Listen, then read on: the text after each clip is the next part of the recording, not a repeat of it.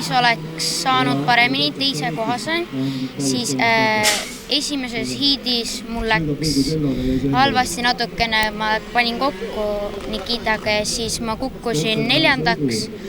Teises hiidis me saime seadet korda ja siis ma sain sõita ilusti, sain teise koha ja finaalis ma startin 3. kohalt ja sain mööda kohe Mattiasest ja sain esimeseks ja sõitsin edasi terve sõidu aega lihtsalt.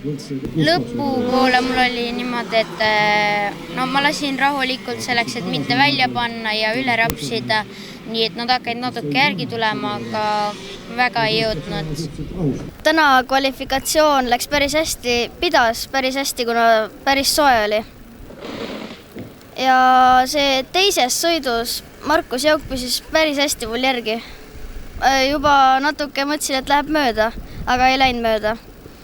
Ja teistes sõitus esimeses ja 3. ta jäi kuidagi maha, sest ta puksles seal teistega. Nagu tegid mööda sõita ja vahetasid kohti niimoodi. Aga muidu oli päris raske. Квалификация была неплохая, у меня получилось, нашли хорошую скорость, я получился первый, вот, получается, второй отстал от меня на 4 десятки. Потом по хитам я сильно отрывался, конечно, но другие молодцы, ехали хорошо. Получается, во втором хите получилось проехать даже лучше, чем еще и в первом. Поэтому оба хита я проехал на первую позицию, поэтому в финале я смог стартовать тоже первый. С первого места и до самого конца я лидировал в заезде и получилось приехать первым. Тактика была такая, то, что попробовать максимально уехать от моего класса и попытаться побороться с классом выше. All the heats and all the practices and all the final. Also the final I was first. And I had a very good speed.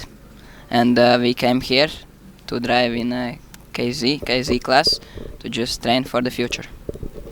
First time in this track, first time with this category with KZ, and I made a good lap. I don't know, was good speed. Tänase päevaga võime siis Eesti meistrivõistluste esimese etappi kardiklassides kadett, mikro 60, mini 60, OK Junior, OK ja KZ2 lugeda lõppenuks. Osalejaid oli päris mitmest riigist. Mõnes klassis oli neid rohkem, mõnes vähem. Siiski võidusõit toimus. Osales ka üsna huvitavaid nimesid. Et FIA Akadeemi trofist osavõtja Mark Dubnitski sõitis.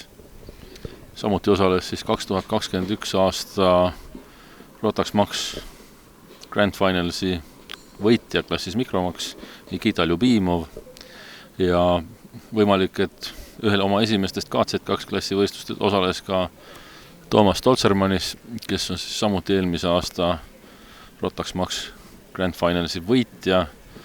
On olnud suht Euroopas esiotsas, loetakse täna ikkagi maailmas üheks suureks nimeks kardispordis.